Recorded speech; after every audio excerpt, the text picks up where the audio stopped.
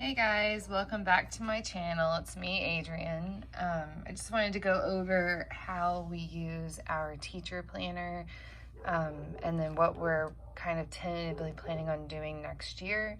I'd love some feedback from you guys. Don't forget to subscribe to my channel, and I just love all the comments and would love to know how you guys use your teacher planner. So when COVID happened, my daughter and my son were both going to Montessori school. And if you're familiar with Montessori principles, there is not a whole lot of worksheets or busy to do kind of sheets. And so what ended up happening is their whole end of the school year that spring just kind of was blown out of the water.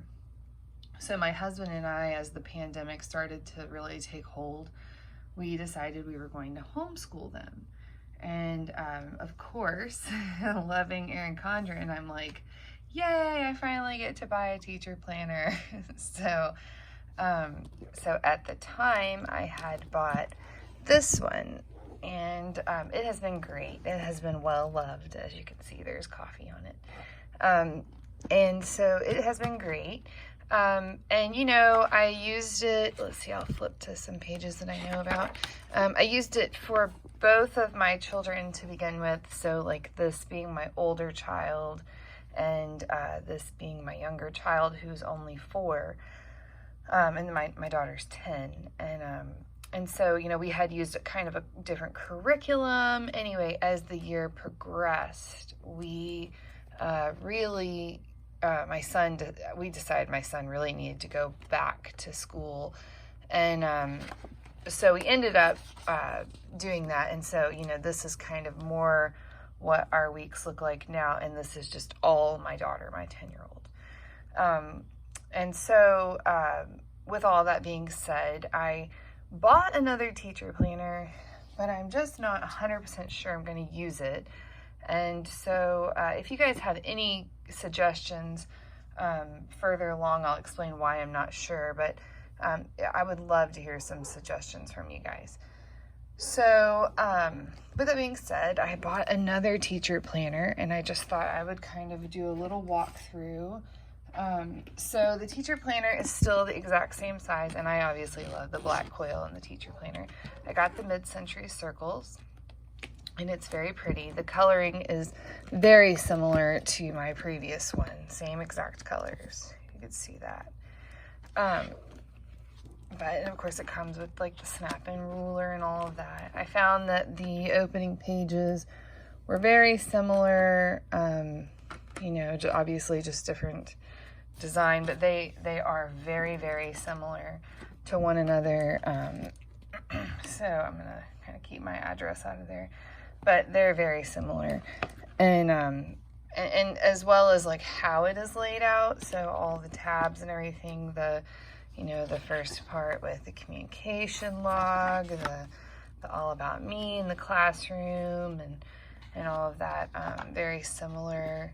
I really do love the mid-century circles because I felt like the OSA retro layout on my previous one was just a little too much going on for me to really match it comfortably with stickers and so forth. So this one is maybe got a lot more white space on it, so you really have more chance to customize it the way you want it. Again though, you know, and I just don't understand why they do this. Again, they started this 12 box yearly goal, or whatever you want to do with it, spread here, you know, with January over here and December over here. And a lot of times people are going academically with this, so I just have never understood why they do not put July here all the way to the next June over here. It really makes no sense to me. So anyway, it's just a little thing. But so the books are basically the same, and so you know, it's just got, let's see, let's go to, so here's August spread. Again, there's a monthly calendar. Oh, before the monthly calendar, you kind of have like a page. You could take notes. You could, put things you need to remember here. It's kind of a good blank spot for you. Then you have your monthly spread here, and then goes into your weeks. And, a lot of people want this in a vertical layout, so days up here and subjects over here. And I've never understood why they don't do that. I do like how this is a little bit more blank than previous years. Let me turn to it. Than previous years, because that was very distracting to me, having all this color right here. It's like you can't really do much. You can't really write very well on that. So I really like how this is blank. But like I was saying, we're not sure if we're going to use it because it may just be too much for us this year. I thought about keeping it as kind of a how to keep us on track book. Anyway, so at the end of each month, you of course have some just blank paper, and then starts the next month. This is September, and so on and so forth. And then in the back of this one, we have a student checklist. Now, what I do with these student checklists is I use them as kind of an attendance and what are we doing. Let's see. Well, okay, so this is not the greatest example because I had my baby in February, and so we kind of stopped school halfway through, but I use them as a checklist of what we're doing when, and also some things that had to be graded, so forth, with my daughter. So this is my daughter, and this was my son at the time when he was still homeschooled. But there's really so much you can do with these, and you really customize it however you want, and of course there are stickers at the end of this book. They're the same pretty much as the ones before. They may be exactly the same. Let's look. Of course I've used some. They're exactly the same. Exact same stickers.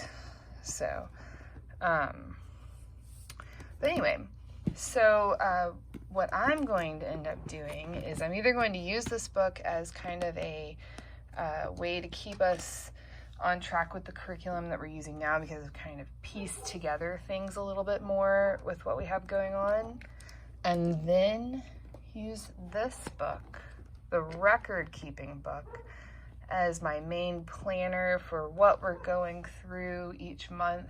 What science unit, what history unit, because before, when I had this main teacher planner and that was it, I had one open and go curriculum that I was using, Oak Meadows curriculum, and it was pretty easy. I just had to plan out what our days were. Well, now I've switched to a combination of curriculums, so I kind of need a space to plan. So when I saw this one, the teacher record book, I thought, well, maybe that would work for me. So again, it's got some pages I may not necessarily use. I actually may use this because this is great for keeping up with websites that we go to periodically, communication log. I probably will change this to some kind of reading log. And then it's just got this graph paper, and I thought I could each month, or maybe for each subject or whatever it is, just kind of plan out tentatively what we're going to do for the entire year, And it's got quite a few pages. I believe there's 20, but I could be wrong. Let's see.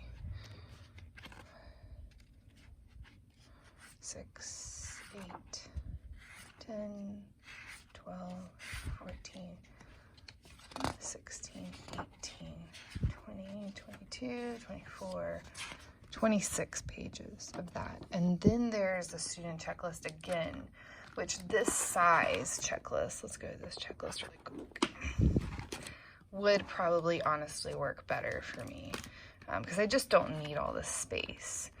I do wish this was as colorful as this one. I mean, that's so pretty. This is just neutral, but at the same time, it may work out just fine. Looks like there would still be the same, relatively the same number of spaces for me to put my days of the month up here. We don't do school every day, obviously, so that's no problem that there's not 30 spaces. And then, so you have a lot of these. And this is where I'm like, am I going to use this whole thing for this? Or, you know, but then again, it's checklist pages. I could find something to do with that. And then at the end, you just have some notes pages, which are great for, you know, just kind of keeping record. I even thought about doing some memory keeping in here for my daughter, because we probably will not homeschool past this coming year. You know, she misses school. So, so this is the teacher record book. This is the new teacher planner. And so my thought is I'm either going to use these two together, or not use this at all, which is sad because I love planners. I want to use it and make it pretty, and just use 2 life planners. So I got 2 life planners, one for my daughter, and I'll do a walkthrough of these in more detail later on, but so I got 2, one for my daughter, and they are both just my type vertical. And so I thought about just kind of setting up our school days with Mom's planner kind of as the main overview, and then she can kind of copy what I have here into here. And I can set hers up as morning, afternoon, evening, and I can set mine up as language arts and math, history, and science, with, you know, maybe whatever we're going to do creatively that day, or if there's a field trip or whatever. So, and then if I were to do this, I just noticed there is a spot. I'm going to have to say something because that is just going to drive me insane. Look at that. Man. Yeah, I'm going to have to email them because I can't live like that. That's not going to work. But yeah, so wow, I can't believe that. They will definitely be getting an email from me.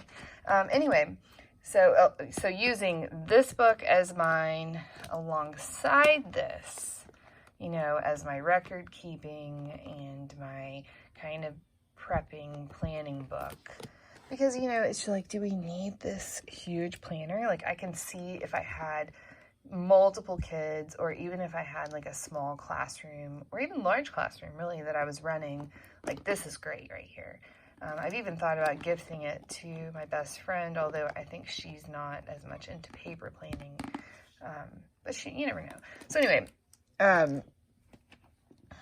yeah, so that is our kind of tentative plan and a little short walkthrough of these 2 books, the record book, which is brand new this year, just released, and the brand new teacher planner, which is beautiful, and I love the coil. I love the whole thing about it. But anyway, just thought I'd give you guys a little walkthrough, and if you have any comments or suggestions, please do not hesitate to leave them. I'd love for you to subscribe to my channel. I will be putting content up weekly. So thank you and have a great day.